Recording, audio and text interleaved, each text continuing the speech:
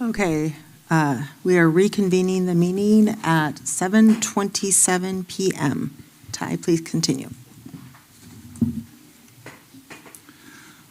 All right, I'm going to jump back just a couple sentences here from where I got interrupted. The core issue for me and what I believe this resolution regarded was fairness and safety in sports. This discussion is not about exclusion. It's not about discrimination. It's about fairness and safety in athletic competition. A recent New York Times poll found that 80% of Americans believe that biological males should not compete against biological females in sports. That includes 94% of Republicans, 67% of Democrats. This is not a fringe belief. It is common sense. In today's America, division seems to be at an all-time high. It's rare to find anything that 80% of the country agrees on, whether it's politics, education, public policy. Agreement on that level is unheard of. Yet on this issue, fairness and safety in athletic competition for girls and women, there is a clear and overwhelming consensus across political and ideological lines. That alone should speak volumes. Referencing California Governor Gavin Newsom in his newest podcast this last week, obviously someone that could potentially be a presidential nominee for the Democratic Party in 2028, recently acknowledged that this issue calling for participation in biological males in women's sports deeply unfair. This is a significant shift coming from someone who has historically aligned with more liberal policies, when even those who have previously supported broad transgender inclusion are now recognizing the fairness and safety issue. It further provides that this is not a partisan debate. It's a reality that people across the political spectrum are starting to acknowledge. Fairness in sports exists for a reason. Girls and women deserve a level playing field, but they also deserve to compete in an environment that prioritizes their physical safety. Ignoring biological differences in strength, speed, endurance is just not unfair. It's just not unfair. It increases the risk of injuries in female athletes. I want to take a second here just to recognize the silent majority in this community. Many community members have privately expressed support for us on this resolution. Parents, coaches, students have reached out to me in agreement. But many are afraid to speak out publicly due to the fear of backlash. Unfortunately, we live in a time where the loudest voices often drown out the majority opinion through intimidation and personal attacks. Let's be honest, most of the people that are here causing these disruptions are not even from Tumwater. They do not represent our students, our families, and our athletes in this district. Their goal is not to have an honest conversation, but intimidate, disrupt, and silence opposition. I am here to represent our actual community, the students, the parents, and the taxpayers of Tumwater, and I will not be intimidated. Moving forward, I remain committed to a fairness, safety, professionalism, and well-being of all of our students.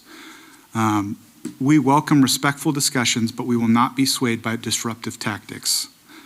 This Tumwater community deserves leadership that stands firm on principle and truth, and that is what I intend to do. Thank you. I'll go next. No, Casey's going next. Oh, okay. Go ahead. That's fine, Jill. That's fine. Thank you, Melissa. I appreciate that. Yeah. Go ahead, Jill. Okay. All right. Thank you for allowing me to speak, everyone. Now we are engaged in a great conflict of opinions. The key is to hold the district together for the benefit and need of our students.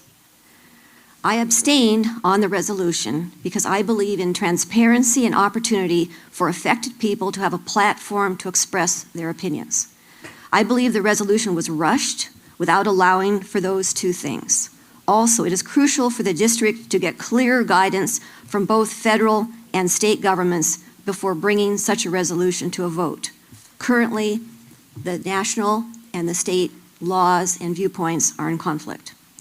As school board members, we took an oath to follow federal and state laws and district policies. By abstaining, I was following that oath and my belief that in people and their rights. It benefits no one to force a resolution to the floor when more discussion and transparency and guidance are the best course for us. Such a resolution should not be put into action at this time because of the deep conflicts currently in laws. Thank you.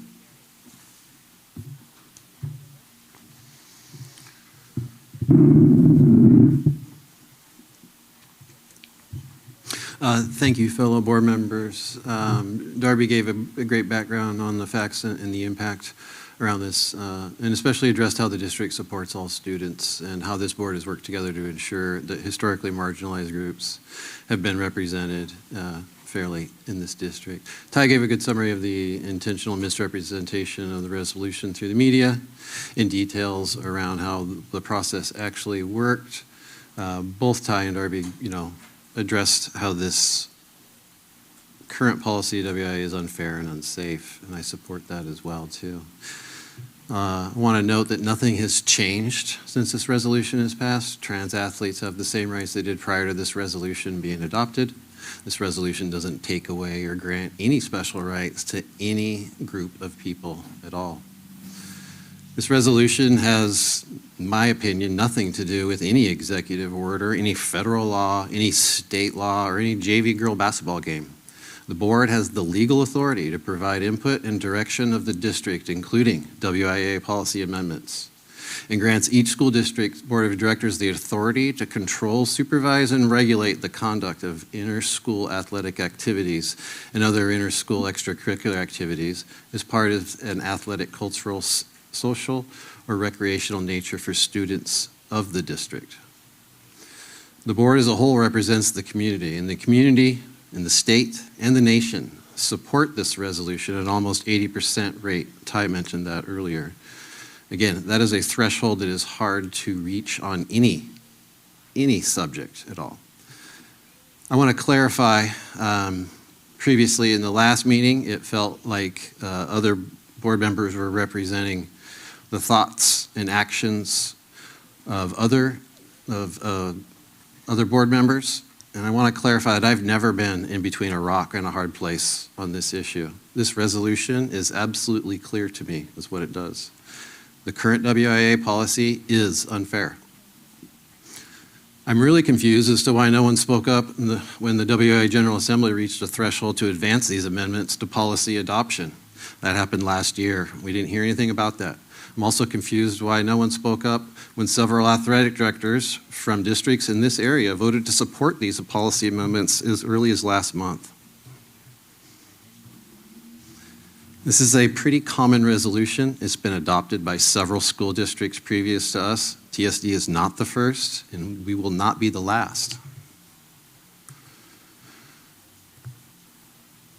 I do want to address how this resolution was presented. The introduction and handling of Resolution 092425 violated both protocol and policy, as well as likely Robert's rules.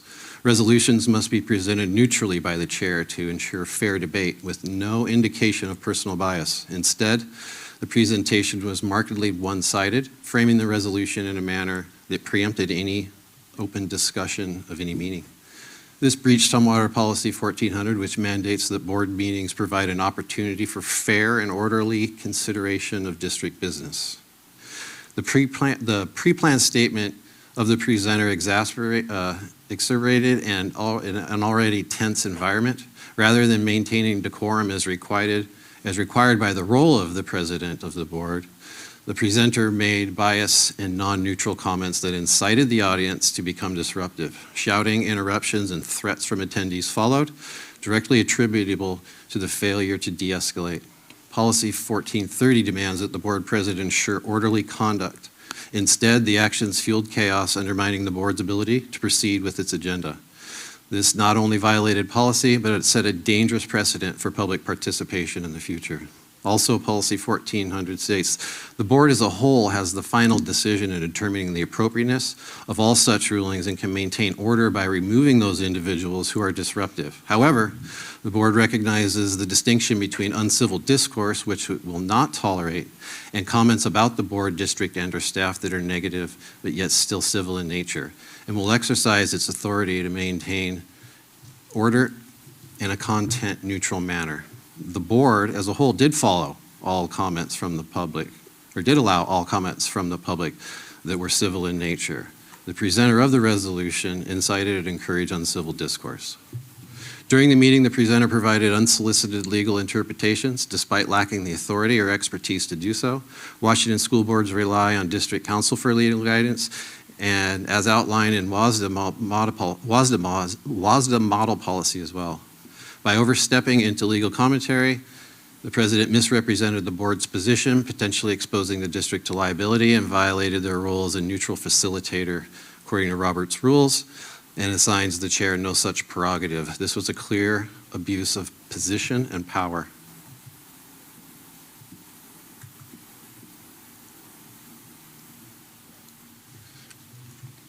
Perhaps most alarmingly, however, is the conduct directly contributed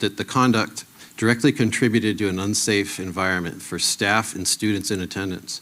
The Tumwater School District's commitment to safety, enshrined in district policy and reinforced by RCW, obligates the board to ensure a secure setting for all. The failure to manage the meeting, coupled with remarks that inflamed and incited the crowd, resulted in a hostile atmosphere where staff reported feeling threatened and students were visibly distressed and shooken. This lapse not only endangered those present, but also eroded public confidence in the board's ability to safeguard our school community. The broader implications here is that these actions contravene the spirit of collaborative governance that defines Washington school boards. The Washington State School Directors Association, WASA, emphasizes that board presidents must model impartiality, respect, and procedural integrity by presenting a resolution with bias, inciting disruption, offering unauthorized legal opinions, and failing to ensure a safe environment. The presenter undermined these principles. The Tumwater School Board's credibility by extension and the district's ability to serve its students suffered as a result. These are not mere missteps. They represent a fundamental failure of leadership that calls into question. Thank you. Anyone else have anything to add?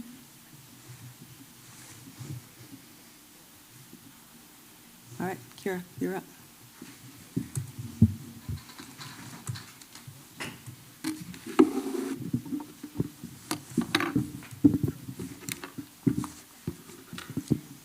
Okay, good evening.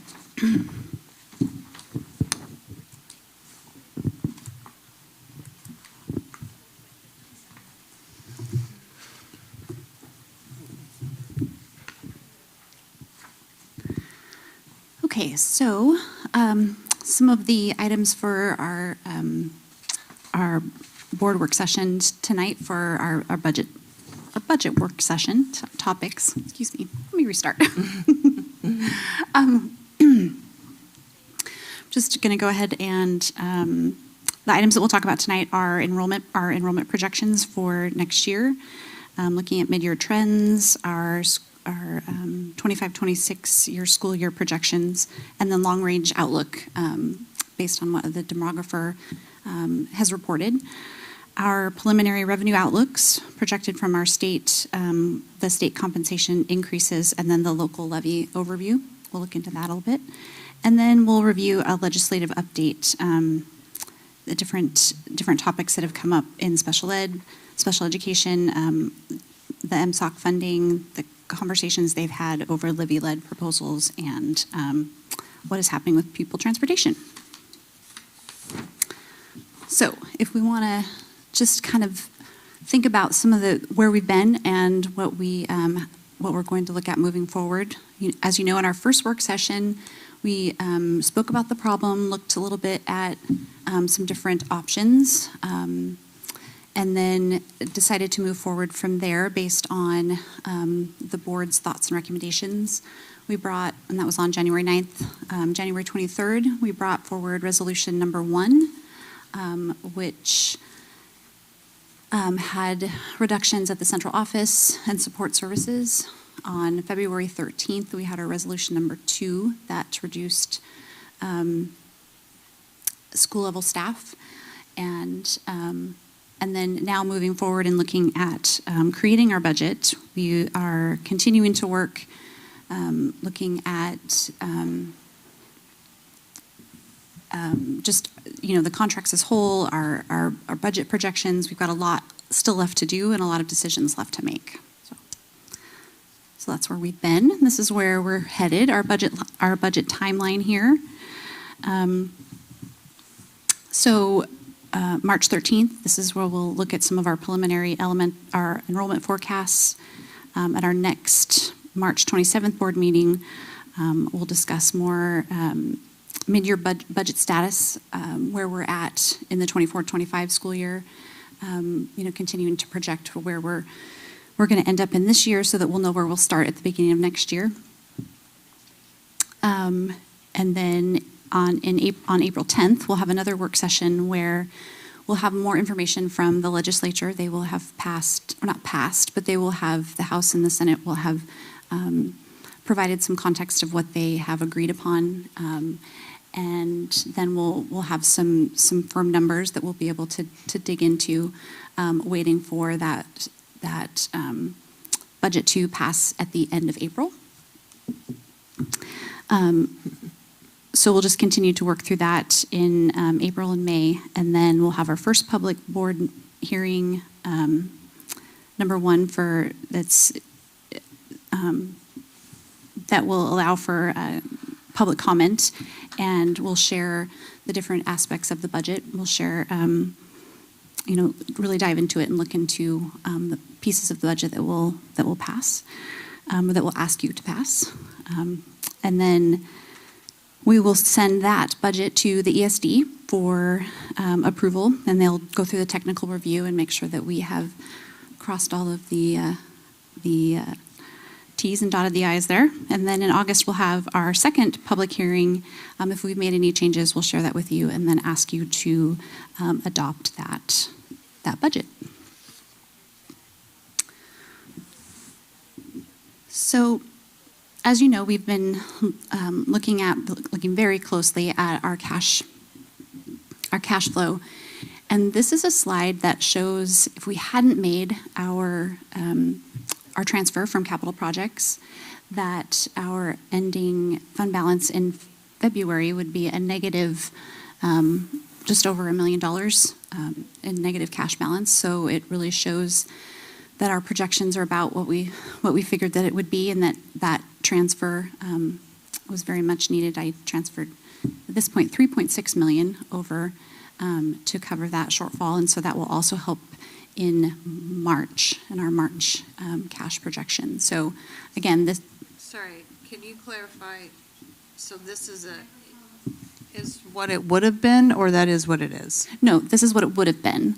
So if we hadn't, we just wanted you to be aware of what it would have looked like if we hadn't moved the 3.6 over from capital projects. So all of the other numbers, like 909, 700, those are actuals, but the 1.84620 is what would have been. Correct. Okay, I'm not sure that that's the best way to put data on a chart that represents actuals and what would have been without a big red something. Just future reference. Okay, thank you. So right now, we have 2.6 million in our account. Correct. Because it's a $3.6 million loan. Okay. Maybe in January, we have the line kind of dissect and go two ways. One is a trajectory, and the other one is what we actually have after the loan. Okay.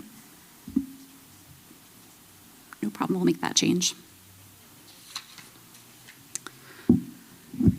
Okay, so now taking a look at our enrollment for this year in 24-25. This slide is comparing September to March from last year to this year. So actually the graph itself is for this year, but we were taking a look at the differences between 23-24 and 24-25 school year, and in March of last year we were actually up 35 in March from September, in comparison to this year where we are down 18, so we have 18 less students in March than we would have in September, or than we did in September. So we saw an increase from September to March last year, and are seeing it, and saw that decrease from September to March of this year. So that kind of gives you an idea of the difference between the 2 years. Could I ask a question? Of course. You have Tumwater High School and Black Hills High School circled. Do we think that, are they going off to Running Start, or is that, Yes. okay. Majority of them have gone to Running Start. Some have gone to Cascadia and New Market High School as You well. don't have a figure on the amount that. are going to Microphone, start. microphone, Jill. So you don't have a figure on the amount that are going to Running Start? Because you have the other two, you have CHS and New Market, but you don't have the amount that are Running Start. Not on this chart. I Okay. don't have the, yeah.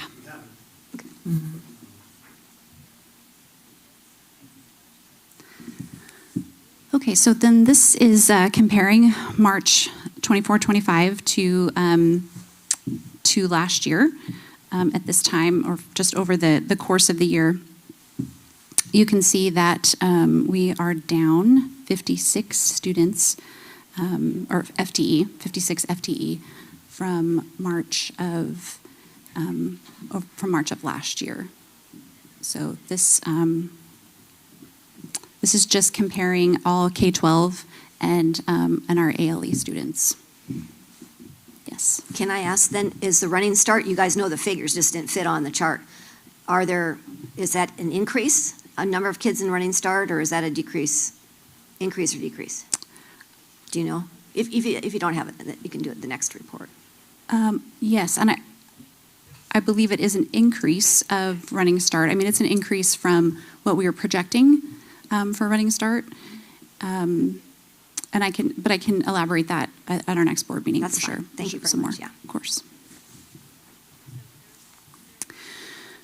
So we did have a demographer come in and help us project moving forward into the next over the next 10 years. And you can see that green line is, they gave us kind of what they figured it might be, and then a high and a low. So the green line, it's pretty flat. They are not projecting a large increase over the next 10 years. And, it's in fact slightly down at some points of the course of the year, or the course of the 10 years. Even with all of our construction and everything going on around, you would think that we would see it go up a little bit more, but the demographers don't feel that it's going to be going up. Any questions about this slide? This is breaking it up by elementary, middle, and high school. So again, you can see that, that flat increase, or no increase, flat, a little bit at a slight upward trajectory for K-5, but not until 2030. So again, they're just seeing our enrollment staying pretty flat. So what is the basis for this? Is it just simply demographics? Like there's no program evaluation that was taken into account? I believe so. Ben, do you want to speak to that a little bit?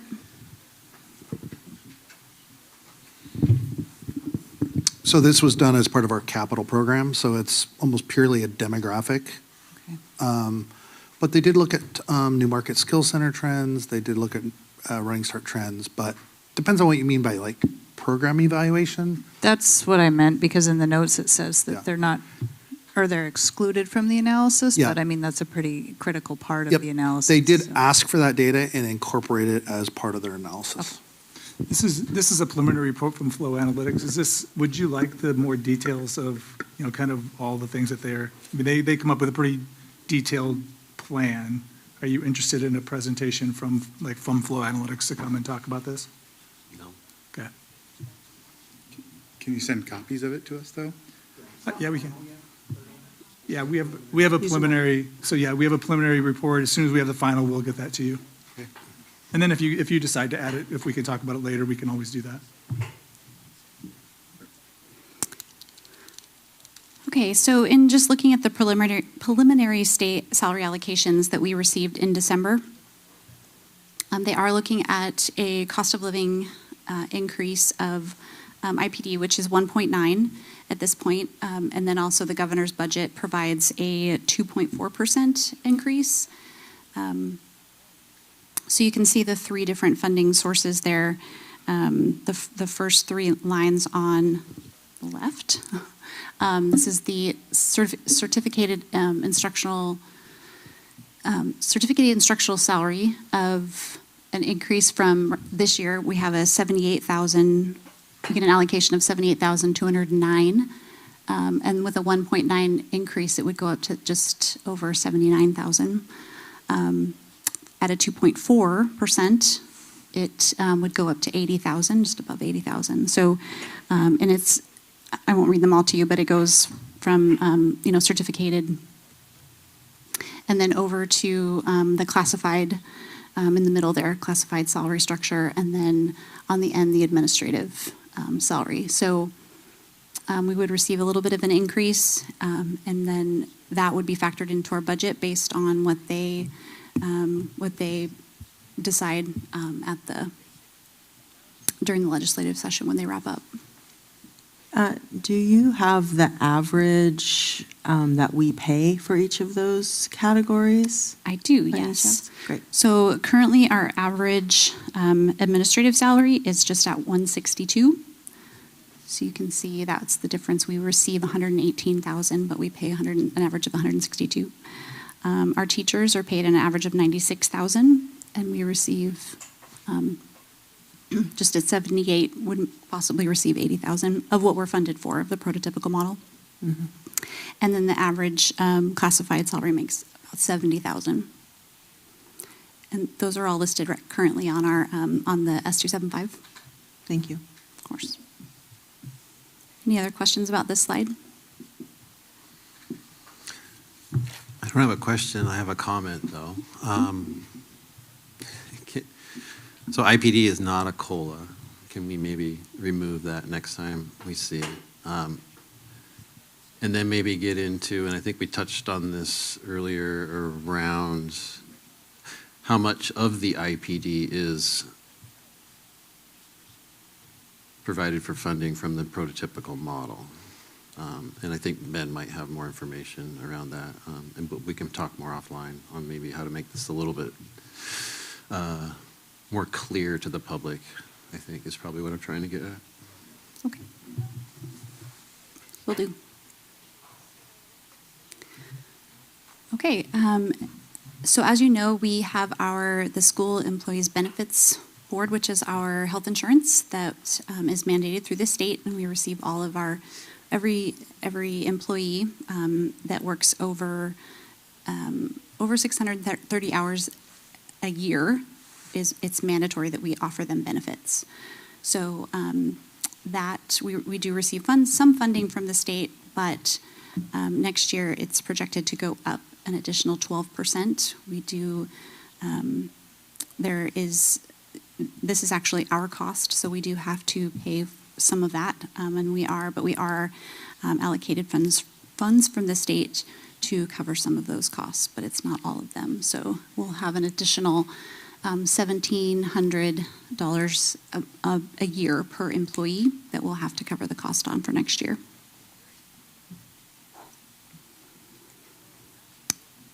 Okay, and so moving into our, looking at our tax rates for the levies.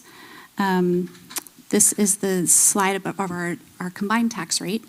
And you can just see how it's been structured each year, and what we're projected to be at moving into 2027, what we've already approved through 2027, except our capital levy will be running out, and you can see that question mark, that will be what we'll need to go out to the voters and get reapproved, replacing those funds to keep that tax rate level, whether it be a capital projects or a bond. I know that that's still debatable as after the board decides what they want to ask the voters to approve in going out in February of 2026. Currently, you can see this year the combined rate at $1.24 for that base is our EP&O, and the middle is our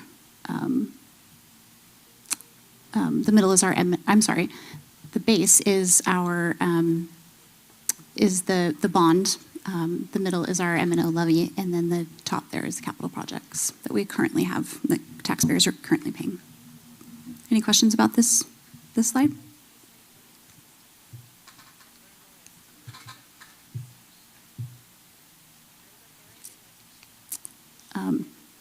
So this is just looking at our M&O levy specifically. We have a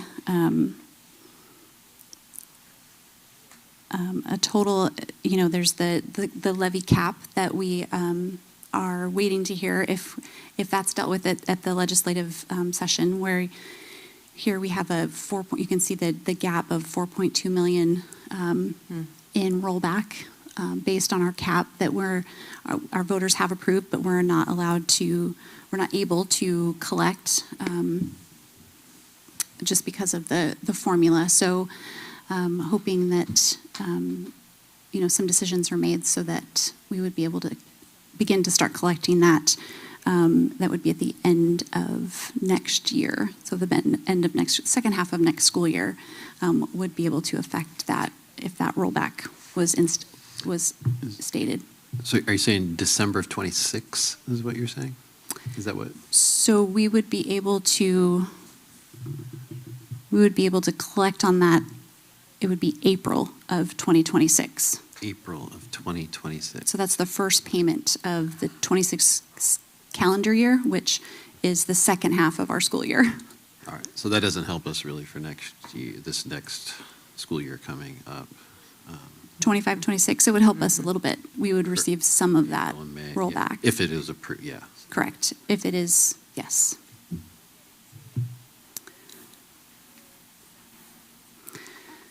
So here's just another look at our levy history and how it's been structured since 2007. And you can see there again in 2027 that our capital levy will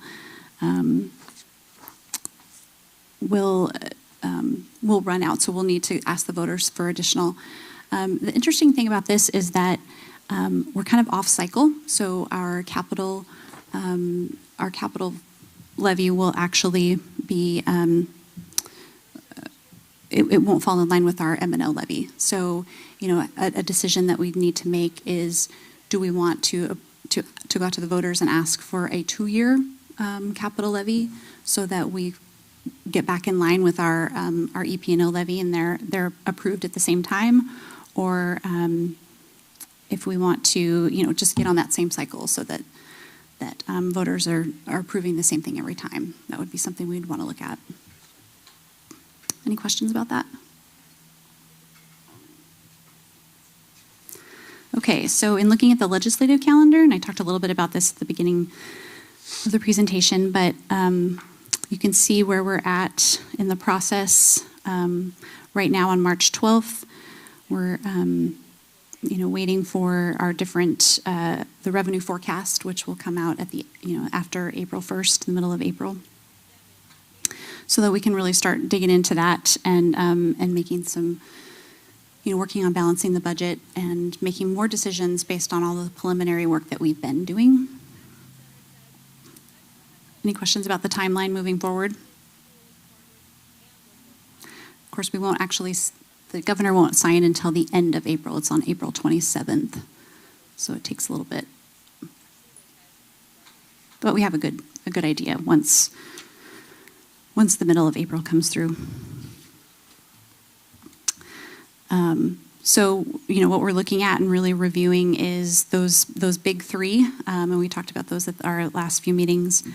Special education, if they're going to adjust the multipliers, receiving more funding for that with their safety net awards,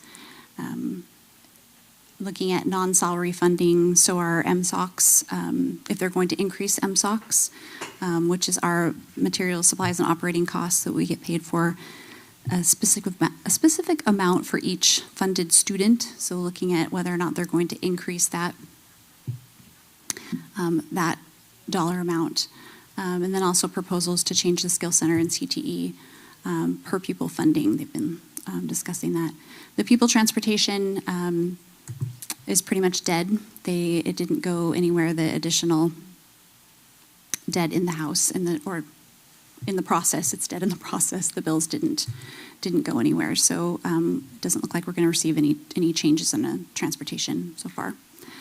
And then, of course, what we've been looking and talking about with the levy lids. And then either a look at the simple majority on a bond, so lowering that approval rating from over 60% to a 50% approval rating to make it easier to pass bonds. There's been a lot of talk in the news lately about federal funding. The proposed elimination of the Department of Education. We've been told that at this point that there won't be an impact to our federal funding. We really have two major grants that we receive now, which is the IDEA for our special education students, and then Title I for programs to support low-income students. We're not anticipating those decreasing so far from what the state has said. So hopefully that won't change. So we continue to, since now that we're through our resolutions and bringing the other reductions to you, we continue to work on non-salary budget reduction projects. And here's just a few of those. You can see anything, anywhere from facility use to printers to our sub-policy, looking at the revenues that come in for ASB and how the expenses are allocated across athletics and student activities. So there's really no stone left unturned as far as our supplies go, or you can kind of see where we're at in all of those projects, and we'll continue to work on that, and bring that to you in our with the full budget presentation with our budget projects. I have a question. So when they're completed on this checklist is when you're going to bring them for review to the board? Is that the plan? Correct, yes. We'll bring the completed projects with the expenses so that you can, and explain all of them at that point to see if you agree and would want to adopt the budget that way. Oh, and are you going to make are there going to be recommendations made based on what you found and Yes. give a question? Okay, great. Yeah. Thank you. Mm-hmm.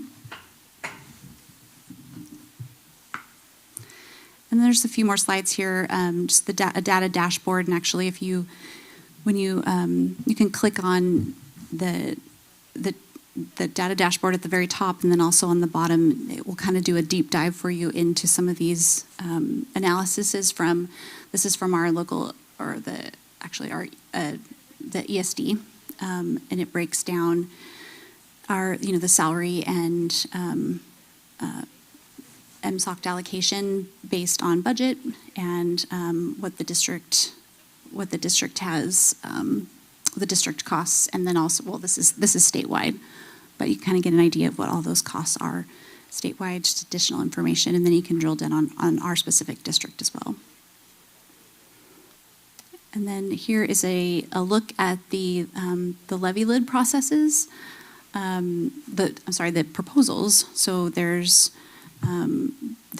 three that are across, kind of look at the House Bill 1356, and then the Senate Bill 5593, and just how those would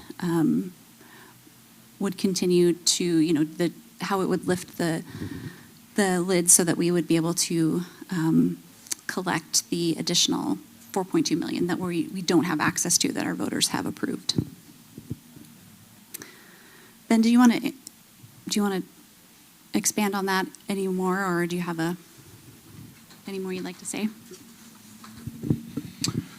So I've been trying to follow the levy bills to give a short summary of it. One of them helps us more than the other. One of them is about maybe like $1.5 million. So Director Taylor, you were sort of on it in terms of thinking about like, okay, so if it's April of 2026, it's only part of the next year, so you kind of have to cut in half the impact, you know. So one of these versions, when you cut that in half and you just look at the April payment, you know, best guess right now would be like maybe $1.5 million based on how they've drafted that bill, and they've put a spreadsheet up on OSPI's website. You can search every school district, and so, and then there's a different version. I believe it's the Senate version that's more robust, that actually sort of fundamentally changes the formula, and would be more impactful in that first year by as much as a factor of 2. But I'm hearing that the more austere version is more likely. And I don't want to speculate too much, because honestly, we are 2.5, 3 weeks away from having both the House and Senate budgets, and we'll know. So just to know that they are considering different ways of handling the levy lid, and it could impact us.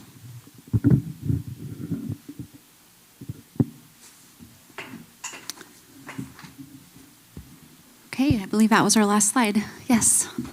What are the chances that they don't do either of these, or are we pretty confident they're going to do something? Sorry, should have asked you when you're So still it's like, when I'm meeting with our local legislators every couple of weeks. They're optimistic on this. I mean, they're giving us some hope. But it's like, I think Ben has talked about this. It's, you know, we're in this sort of roller coaster. At the beginning of the session, there's all these bills, and they flew through, and we were all testifying, and like everyone was all excited.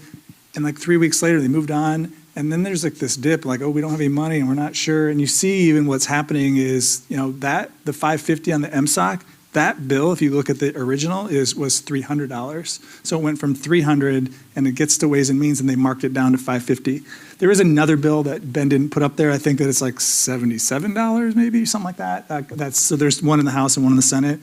So I don't think it's going to be $550, but it's not going to be $300. So it may be somewhere. And so I think that those, you know, we're getting some like optimism from our legislators local, both in the 35th and in the 23rd, that they're supporting these, and there's a support for some of these educational measures. It just is kind of like really uncertainty of what, and I don't know if you're hearing more. So I'm kind of hearing in those calls with our superintendents and legislators that are meeting with us every couple weeks. Yeah, I don't spend any time on the Hill anymore at all, so I just call people I know and say, what do you think is going to happen? That's the extent of my research. Actually, Director Beard might be closer to it than I am, to be honest, but I called 3 people last week and just did an informal poll. What I'm hearing is, like, they do have a budget problem. Like, the legislature has a budget problem. So a lot of these optimistic bills early in the process, like, it would require a tax increase to do these things. So it depends on if there's an appetite for some sort of revenue increase.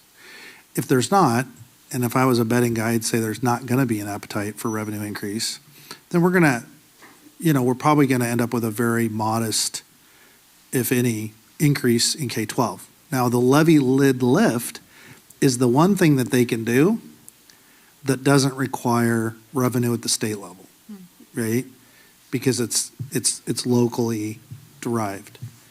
Now, there's political hurdles associated with that, because even though local voters have already authorized a certain collection, they're currently not paying it, so they'll notice it when they are paying it, and that will have its own repercussions for local elected officials.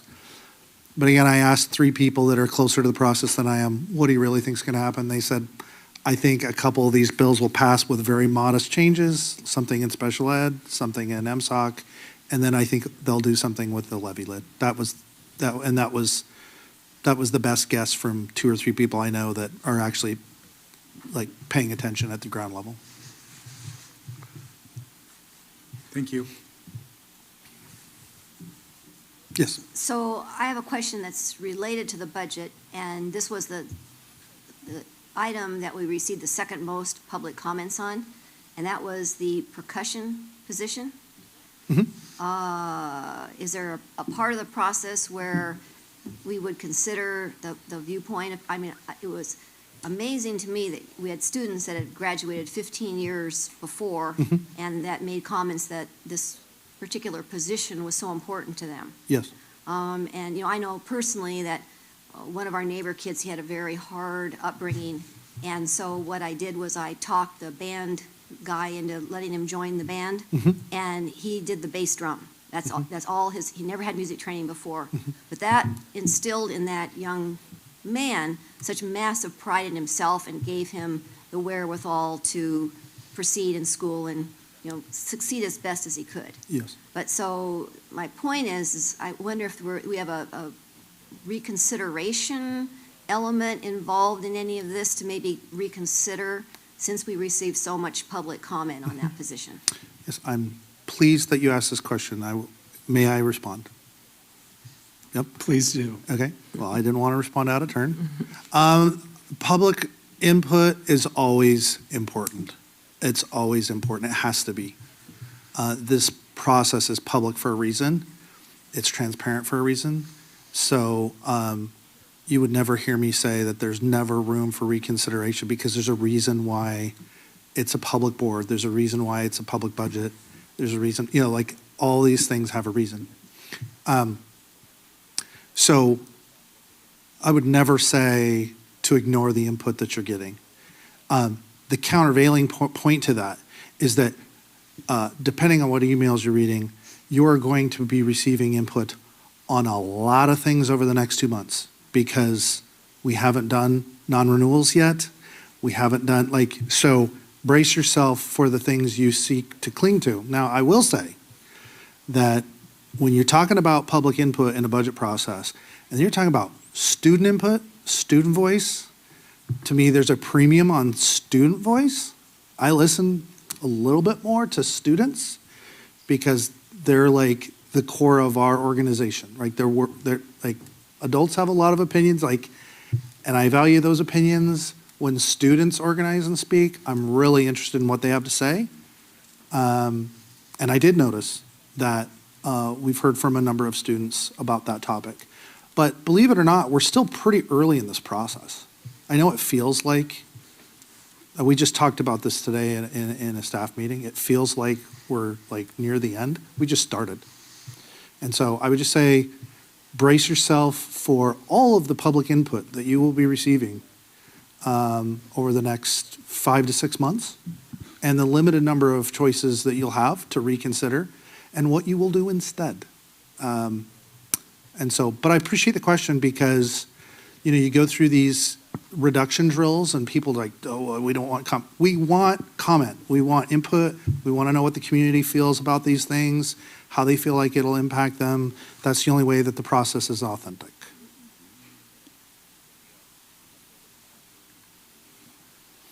Any other questions about the budget? Can I make one comment? Yes. With regards to this slide, I just want to be clear that not all of these will be coming back to the board. Some of That them, makes sense. some of them are not appropriate for them to come back to the board. Yeah. I know a number of you email Kevin and you say, have you thought about this? Have you thought about that? Is there work happening on these things? We wanted to create a visual process so people understand it is being worked on. It's not being, we get emails about, has anybody ever looked at the printer situation in this district? We're on it. You can see, we're giving people a sense that there is a process and that we're in that process. Not all of these come back to the board as here's our proposal on printers and copiers. When we sense that there's a larger policy issue at play, we will highlight it as part of the budget adoption. And we'll say, for example, I'll take middle school athletics as an example. That's a public issue. You would get a lot of, if we made any sort of significant change to middle school athletics, the public has a right to know that. You would get a lot of comments about that, So we would tee that up in the budget process differently than our discussion about reviewing the stipends, or reviewing our food policy. So some of that is on us to make those judgments, but I just wanted to be clear that we will not be coming back to you with every single one of these. This was designed to give you a sense that the work that you've asked for is happening. And I would say this isn't probably totally complete, like I Correct. mean, because you could add, I'm just Correct. thinking like ESD 113 expenditures that we have, we're in the process, we're reviewing those, and there's ongoing conversations around our ongoing expenditures with ESD. So I think we could probably add more things to this list. Yeah, just to be clear, this is not a list of bills. No. This is a list of budget practices that impact on bills. So there's a ton of bills that we're looking at. But, these are things that are like our facility use policy and how we implement it. And there's 25,000 bills associated with that. We're not doing budget projects on individual bills. We're doing them on processes, outcomes, operations that we feel like haven't been looked at in a while and need to be in a best practice space. Yeah, efficiency, saving money. So I think if we end up saving money in the printer copier, I think it probably would show up in our budget process and called out at some point. Those would be probably examples. Thanks for clarifying that, Ben. Appreciate it. My pleasure. Thank you very much.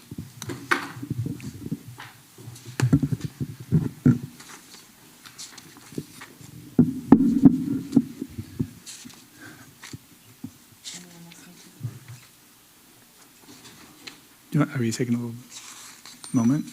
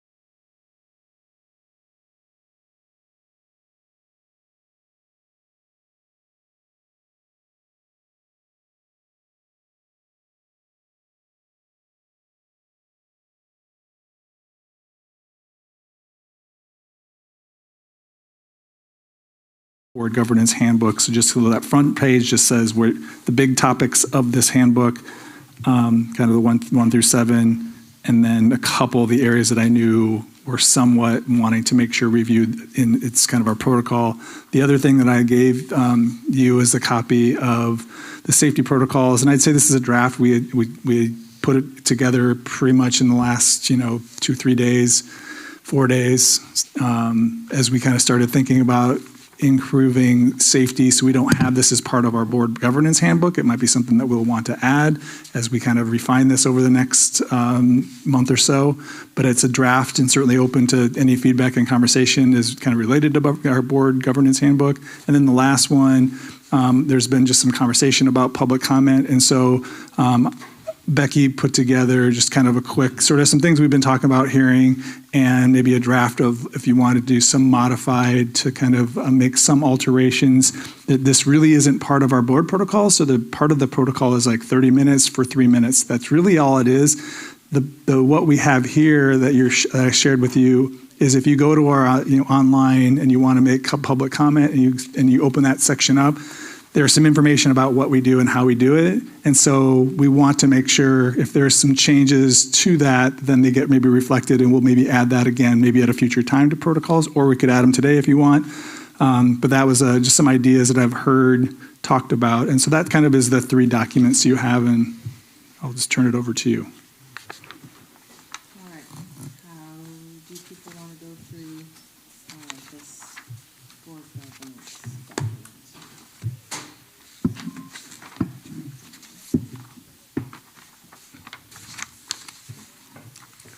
So, Mine turned off. Mine's still working. all right, no, it's, Okay.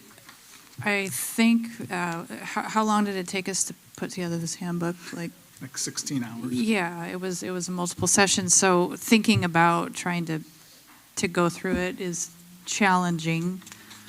I made some notes about some of the things that I think need to be clarified, and, would be happy to throw those out there if that helps for people.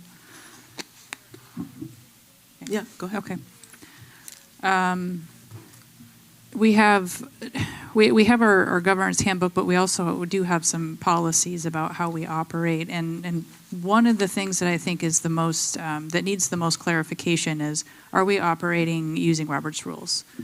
I know we have the small district, norms, and that's fine, but that's something that feels like it needs to be explicitly clarified somewhere, whether it's in the handbook or whether it's in policy. That Robert's rules procedures and going all the way into specifying exactly what that means. I think that's critical, so it's clear for anyone who's trying to run a board meeting. A couple more specifics. I don't believe that we should have action items without a first read. I thought that was something that we talked about at one point, but I know that's happened, and it is probably a good practice. So we have the opportunity to get whatever it is that we're going to be talking about kind of out into the space. Specifically, any item on a board agenda has got to have an introduction. Especially action items. So whether that's the memo that the staff usually does, or a verbal statement, or reading it out loud with no other commentary. But that's another area that needs to be specified, that anything that the board is considering has got to have some kind of an introduction. One of the areas that isn't here, but it's also more specific within Robert's rules, is the following the introduction, there's questions to staff or the person that's introducing questions. That's it. There's no discussion. And this is specific to an action item, and then motion and second to move the item to the floor. That's when you have discussion and then action. It seems pretty obvious that we need to be excruciatingly clear about that at this point in time. I have a few more about the, maybe the role of the student reps and the time in which they provide their comments. But I want to let others have a chance to weigh in before I keep talking. Other suggestions? I'll go here next. I kind of have some of Darby's same thoughts. We have policy that is contradicting to these protocols. So and then we operate with some operating protocols that don't align to policy, nor this. So it needs some work.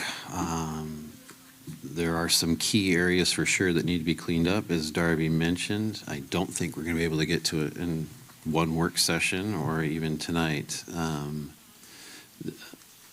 There could be some pre-work done here as to identify the protocols that I've identified and policies that they conflict with.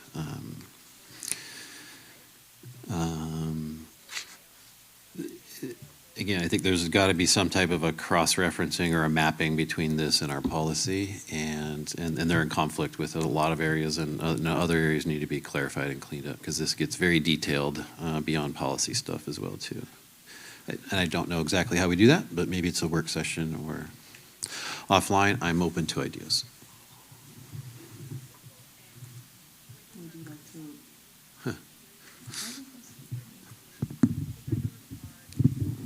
Would you like to work on something with someone? I'm on. Thank you. Would you like to work on something with someone and bring it to a future work session, Casey?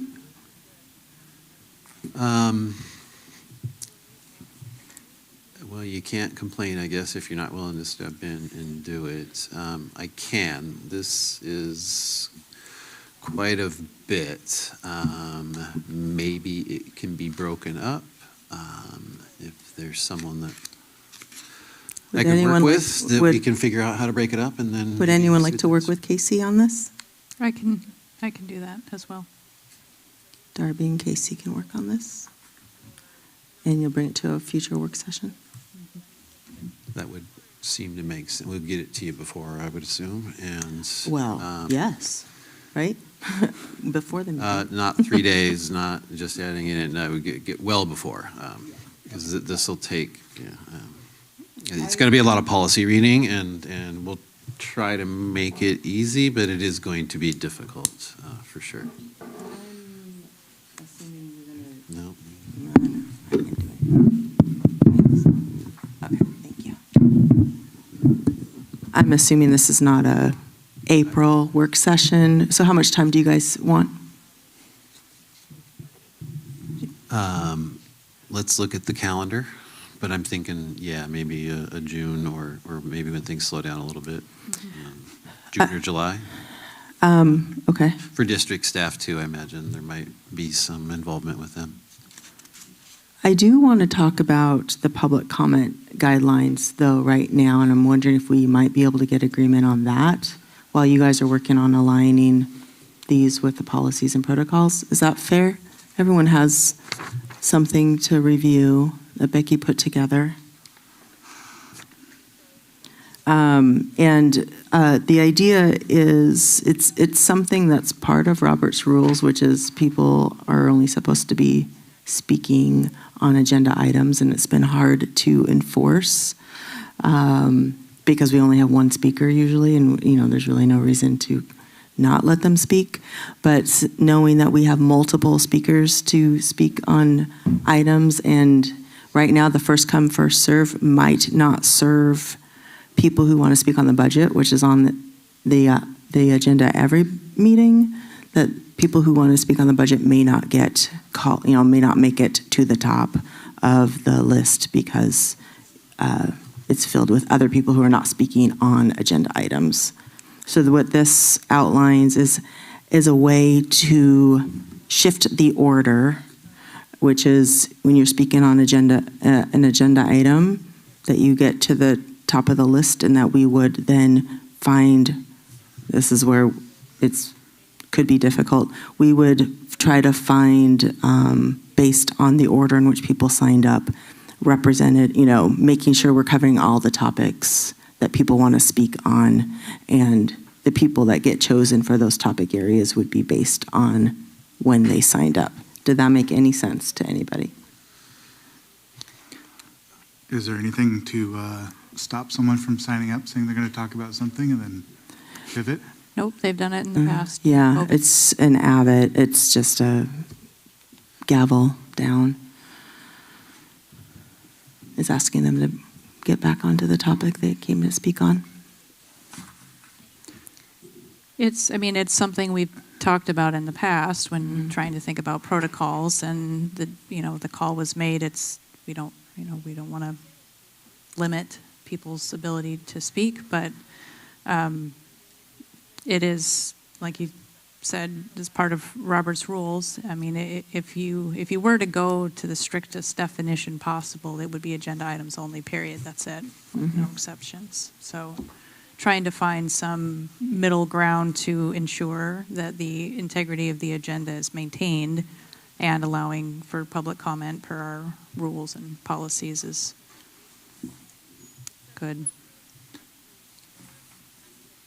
So you just got this tonight, so would you like some time to review it and get any feedback to Becky before the agenda for the next board meeting? So would we want feedback by Monday? Is feedback possible back to Becky on Monday about these guidelines? Just so I understand this, and I'm reading the whole thing here, will you want to implement these changes by the next board meeting? Yes. Well, that I don't mind doing this. I don't like the time frame being tied to it. We have protocols too that don't necessarily align to this. I'm assuming this would supersede or replace the protocols. It feels like there needs to be some type of a fair time to implement this, if that's what you're asking. It doesn't seem fair to implement it immediately after a meeting where one topic controlled the majority of the public comment, and if anyone has opposing views or anything to that effect, you're silencing them almost with this. You've allowed one group to weigh in on a resolution, whereas you're now not allowing another group to. So I have concerns about the time frame that we want to implement this in. I think what we're trying to do is make sure that both, like, we would try to do something like change, because I don't think there's any protocol or any board policy that really addresses this specifically. I think we're trying to meet what your needs are, which would be, if we have a resolution on there, we want to kind of make some alterations. Are you speaking in favor? Are you speaking against this? And that we have that information, and we're not just first come, first serve. We'll gather that. We'll cut this off. If you're uncomfortable with the cutoff date being the day before, we can adjust that. And not change that so quickly. But ultimately, what we want to do is at noon that day of the meeting, take a look at all the comments and then reorder kind of them, not on first come, first service, but basically make sure that you hear all the topics that are on the agenda if people want to speak. And then we'll go back to if there's time with as time remaining, kind of fill in the rest of the people. But kind of pro and con, trying to get a little bit more balanced public comment to you, so you're not, it's not just race to sign up and it's filled with 20 people and then you only hear those things. So that's the intent of trying to make a change like this. The only thing we have in protocol, I think we aligned to board policy. The protocol that we have in ours says 30 minutes for 3 minutes. It doesn't say we do a first come, first serve or any. This is more of a kind of an internal process that we have online, but we definitely need to change it if you want to do it differently. Mm-hmm. So I don't think there's anything that's guiding this. I went back and looked at like our policies, and it just says that we will allow public comment. And the other thing is, I guess I want just clarity on the 30 minutes. It's like, I think one of the things, and just making sure that we're all in the same agreement what 30 minutes is. It's 30 minutes of public comment speaking time. They are kind of tracking the time. It's not, if they take a minute to get there, we're not counting that time. So I just wanted, are you good with that? So our actual time isn't a half hour. It's probably a little bit more, probably gets closer to 40 minutes by the time you get, if we fill up the entire 30-minute time period, it's probably more getting closer to 40 minutes of time of a meeting. Yes, that's been the case. Okay, I just wanted to clarify because it doesn't necessarily say that, but I just want to make sure that we're going to continue to do it that way, which should allow us more than 10 people. So at one point during COVID, we had something that guided, it was like we had an hour set aside and only like 10 minutes per topic. So you couldn't have one topic dominate the entire agenda. Something like that to add a little more framing, because I think how this is written, it's still a little bit subjective that the public comment slots will be assigned based on the subject matter submitted, and you'll make that decision. Like, that could be perceived as not particularly transparent. So that's part of the challenge, is that the way we're doing it now is very transparent. First come, first serve. But at the same time, I recognize that's not providing an equitable opportunity for people to be able to speak. The reason we changed it from the topic, it was not 20 minutes on more than one topic area. It was a 30-minute thing.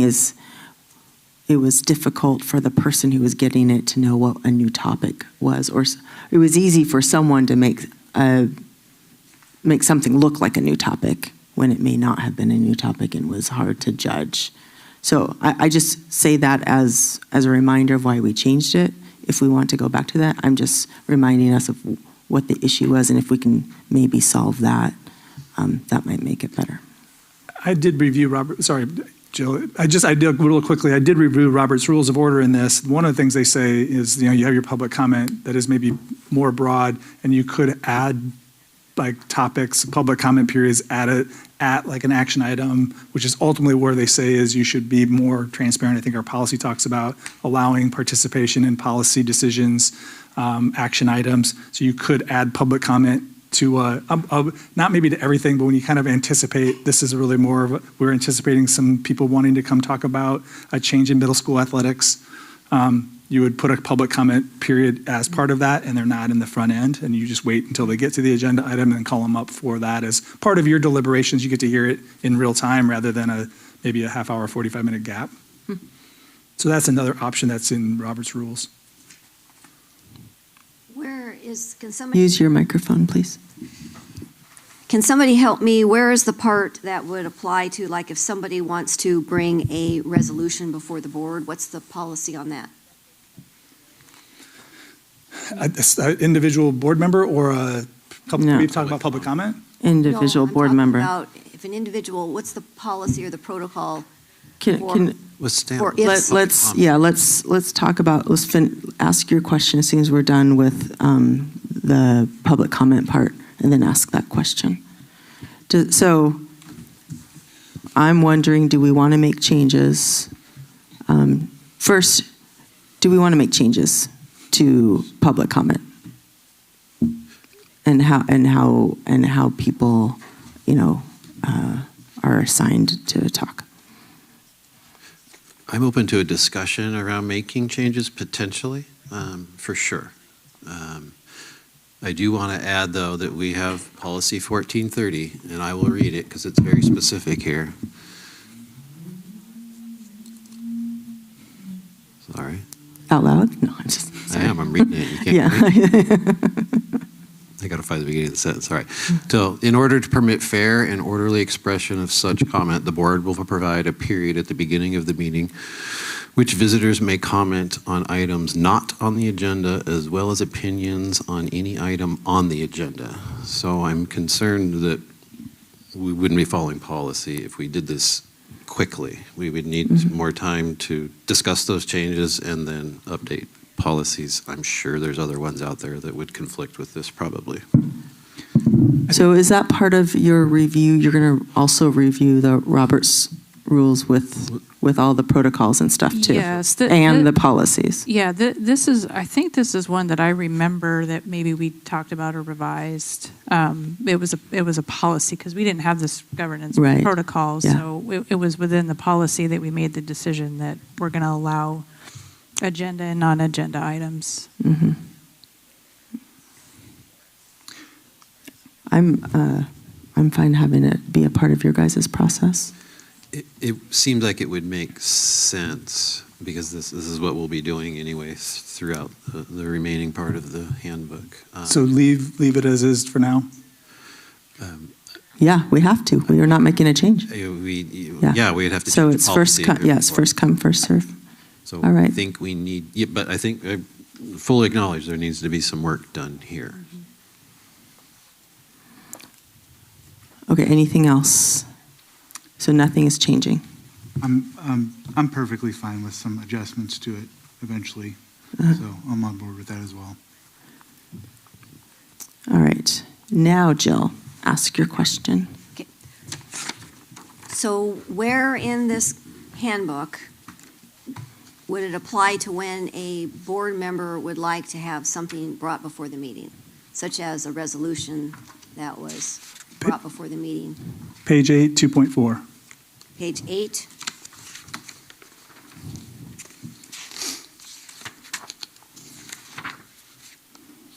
And I'll just read it. The superintendent, with the support of staff, will create each board agenda. In advance of the preparation of the board agenda, board members may make a request to the board president for items to be placed on the agenda. The board president and superintendent will discuss the contents of the agenda and the process that will be followed at the meeting in advance of the board meeting. So, Jill, this is the area that I think we need to specify about a first Well, read. first, that's where I want to make sure that that's specified in Yeah. this. Yeah. Exactly. Yeah, we don't have anything in the protocols that talk about that. at this time. I mean, I think it's a general practice that we are making. Like, I think you've seen our meetings in practice. We make every effort to do that. Well, I think Darby's trying to say that we need to have it in writing so everybody knows what the parameters are. I think we need that. Yeah, because we don't currently have it in writing, and to come to realize that's important that It we is. do that. Is there anything else to point out to make sure Darby and Casey work on? You want to go ahead? I just want to clarify what you guys are talking about. This is placing items on the agenda. Are you focused on action items need to have a first draft, or just items on the agenda? Yes, action items. Okay. And I think we probably need to clarify that if we want to put the protocol around submitting them kind of, our Thursday meetings by the Friday before, if that's something, again, there's always exceptions because things happen. But I think generally, again, we try to make every effort to follow these. And I think we can, when we're not, one of the things I think we want to try to attempt to do is acknowledge that, hey, we know this isn't following protocol and here's why. It's not like written in stone. Like you guys can still operate as a board because there's things that do happen and do come up, and sometimes there's emergencies and you need to take some action. And I don't want you to feel limited by your policies, and you have ways around that. You just need to be transparent about it. Yeah, I'd agree with that. We've taken action on several resolutions without a first reading at all. So. Yeah, I think it's just a practice that we don't want to get into as a general rule. So one other one that I noted, it's kind of relevant from recent events, is 5.4. As the norm, the superintendent speaks on behalf of the board, and the board president's authorized to speak on behalf of the board when necessary. So I would like some clarity about when things come up that come from board meetings and there's questions, and who is responsible for addressing those things and answering questions, and when there's no clarity about an action that the board took, who's responsible for putting something together to address that? Is it the superintendent? Because this kind of suggests that it is, but there was a lot of not really sure who's supposed to be doing what.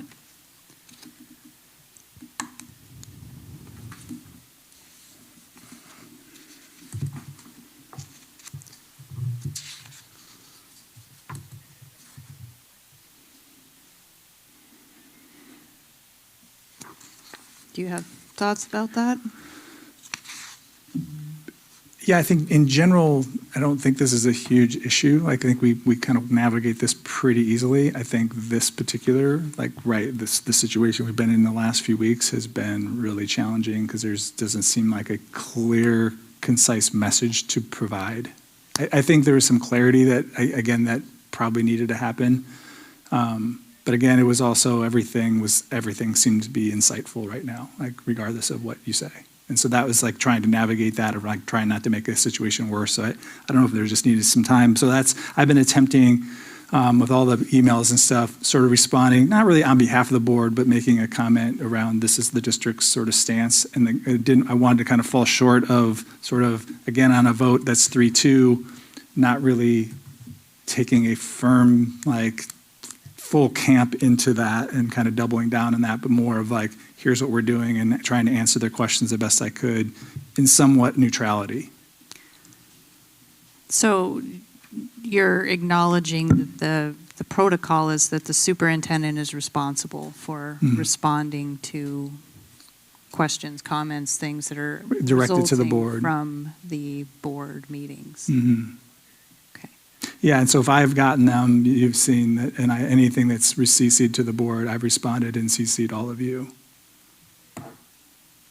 But if you've gotten things directly, I may not be aware of that. And I think that's kind of conversations that if they're come to you directly, do you want me to respond on your behalf? Or again, that's sometimes a little more nuanced.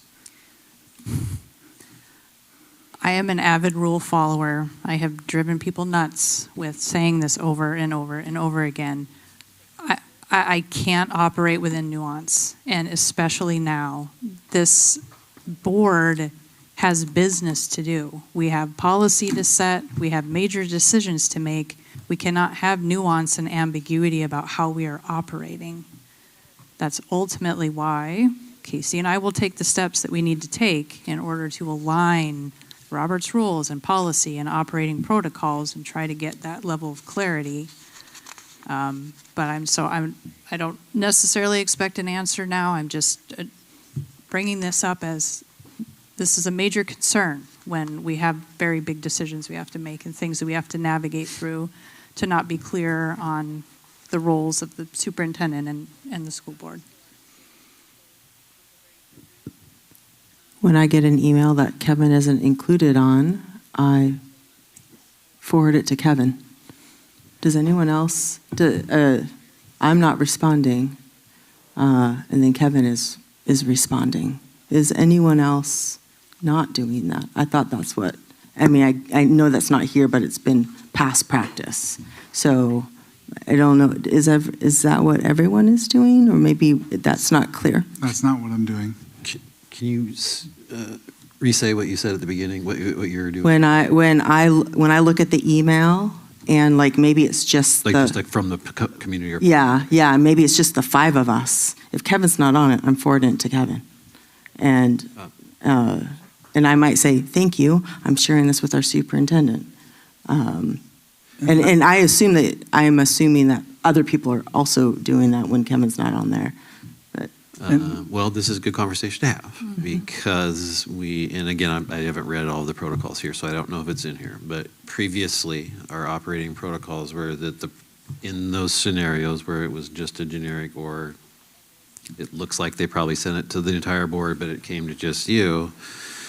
When I was president, that's what I would do. And sometimes even replying to the person with the board copied, which we've kind of discouraged that now because of practice, but acknowledge, thank you. We forwarded along to the superintendent for action. So I just assumed if it was those types, it is being forwarded by the president, but maybe I don't know. I am doing that. Yeah. Okay, I am not. When I am Okay. president, I would operate under that Okay. way. When I'm a board member, I would not. I would mostly to keep Kevin's Got it. email box down to. I did not do that. When I wasn't present, forwarded it to Kevin too. So That's yeah. So we can change it. But no, I don't want to change it. That is what I'm doing, is forwarding it to Kevin. No, but And- Darby, that's probably something we want to grab. It's a little more nuanced, but it still matters. So. Then there are also the emails that we're all probably getting, but it only has our name on it, and so we don't know who else has gotten it. I also send those to Kevin. That would seem appropriate.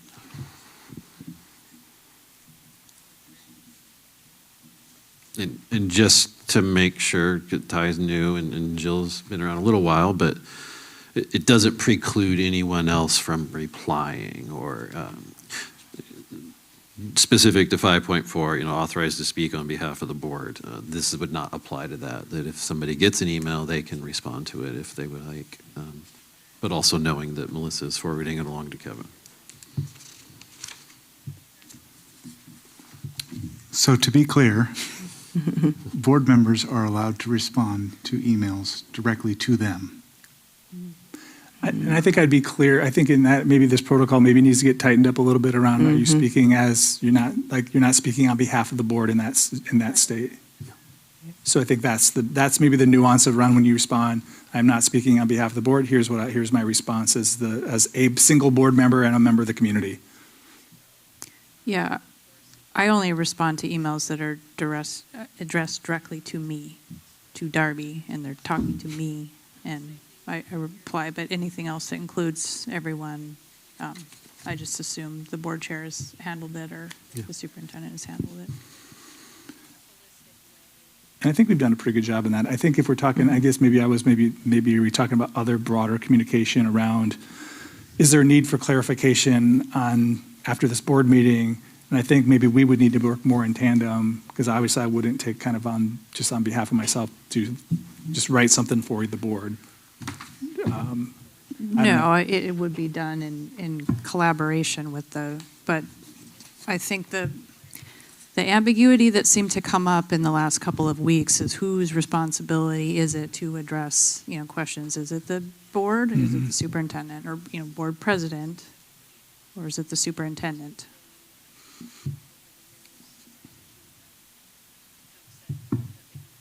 At this time, we will And- continue to do so. Yes, Unless I hear that. and I haven't unless they responded. change it, Okay. or unless they bring it forward and we all agree to change it. Is there anything else on this? Anything else? All right, I'm going to adjourn the meeting at 8:50.